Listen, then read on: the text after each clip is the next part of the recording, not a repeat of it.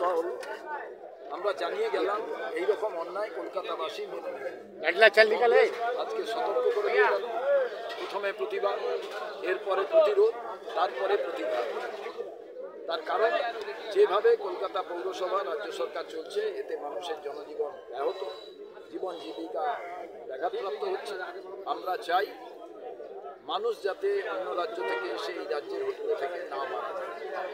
আমরা চাই ব্যবসা যাতে বন্ধ না হয়।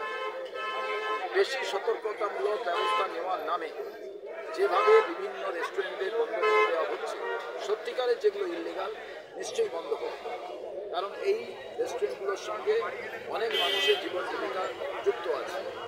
একই কলকাতায় গাজনি পরিযায়ী শ্রমিকের সংখ্যা বাড়ছে।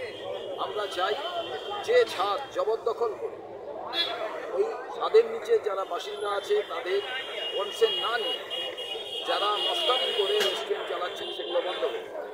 কিন্তু যারা সত্যিকারের কনসেন্ট, হয়তো কিছু ত্রুটি আছে তাদের জন্য প্যাসেজ ভালো না থাকে, অল্টারনেটিভ প্যাসেজ করা যায়, এগুলো সরকার বসে ঠিক করে। অনেক রেস্টুরেন্ট আপনার বন্ধ করা হচ্ছে, বললাম তো যে যদি রেস্টুরেন্টগুলো অবৈধ থাকে বন্ধ হোক। এতদিন তাদের লাইসেন্স কে দিয়েছিল, কী করে চলছিল? এলাকা সুপারভিশন ছিল না, ক্যালকাটা কর্পোরেশন ছিল না, ফায়ার ডিপার্টমেন্ট ছিল না, ফুড অ্যান্ড সাপ্লাই ডিপার্টমেন্ট ছিল না, তাহলে চলছিল কি? কোথাও না কোথাও কেউ বেনিয়ম করেছিল, তাদের অ্যারেস্ট করা হোক। চতুর্গৃহ বানিয়ে রেখেছে, তারপরে কে লাইসেন্স দিয়েছিল? ট্রেড লাইসেন্স কে? ওদের ফায়ার লাইসেন্স দিয়েছিল? যে লোক ইস্যু করেছিল তাদের অ্যারেস্ট হওয়া।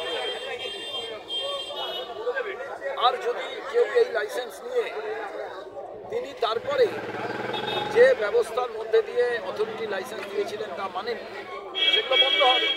অনেক ছাদ দেখবেন গুন্ডা মস্তানরা রেস্টুরেন্ট বানিয়ে রেখেছে, নিচে যাদের ফ্ল্যাট বিক্রি করেছে তাদের কথা শোনে না, তারা অবজেকশন দেয়, সেগুলো বন্ধ। কিন্তু যারা সত্যিকারের ছাদ কিনেছে কিংবা যারা বাসিন্দা বা দোকানদার নিচে আছে তারা কনসেন্ট দিয়েছে এবং নিচে ওঠা নামার ক্ষেত্রে লিফট, সিঁড়ি যথেষ্টভাবে ভালো ব্যবস্থা আছে। যদি না থাকে সরকার ভাবুন অল্টারনেটিভ সিঁড়ির কথা ভাবা যায়। এ না হলে তো পশ্চিমবাংলার অর্থনীতি ভেঙে পড়বে, এটা কোনোভাবেই আমরা চাই না। বড় চেয়ারম্যান কি বললেন? পালিয়ে গেছেন। বড় ফাইভের ব্যাপারে সবাই জানে, সারা বাংলা জানে কি ঘটনা ঘটেছে। যেটা সে বড় ভাইয়ের কেন্দ্রের মধ্যে যে ঘটনা ঘটেছে, এত বড় ঘটনা, হ্যাঁ, সমস্ত কিছু সবাই জানে, আর নতুন কিছু বলার নেই। তার উদ্দেশ্যে আজকে পরিষদ সদস্যকে ডাকে শুভঙ্কর সরকারের নেতৃত্বে আজকে আমরা এখানে একটা প্রদর্শন করেছি।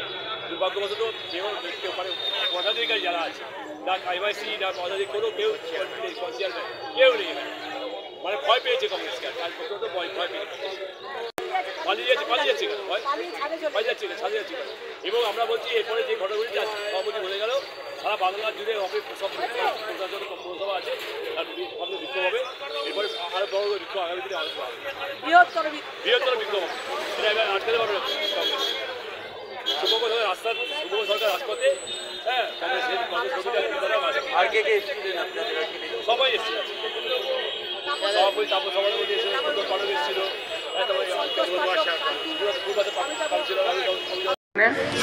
ও কিচেন করেছিল। আর সে সারাপ মমতা ব্যানার্জির খুব ঘনিষ্ঠ লোক, অভিষেকেরও খুব ঘনিষ্ঠ লোক, মাননীয় মেয়র সাহেবেরও খুব ঘনিষ্ঠ লোক।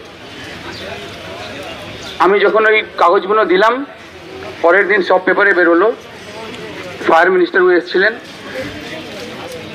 আমি বললাম যে একটা FIR হোক ওই ল্যান্ডলর্ডের এগেনস্টে, আর ওকে অ্যারেস্ট করা হোক। যেহেতু মমতা ব্যানার্জি খুব খাস লোক, আর মমতা ব্যানার্জি যেখানেই যান, লন্ডন, আমেরিকা, যেখানে যেখানে সিঙ্গাপুর বেড়াতে যান, সবাইকে নিয়ে সাথে ওই সারাপটাও থাকে, ওকে অ্যারেস্ট করা হয়নি। আমি বলছি যদি এই ধরনের কাজগুলো হয় আর যদি অ্যারেস্ট না করা হয়, ধরুন এর আগে আমরিতেও হয়েছিল, অনেকজন মারা গেছিল অনেক আগে, যখন এই সরকারটা নতুন সরকার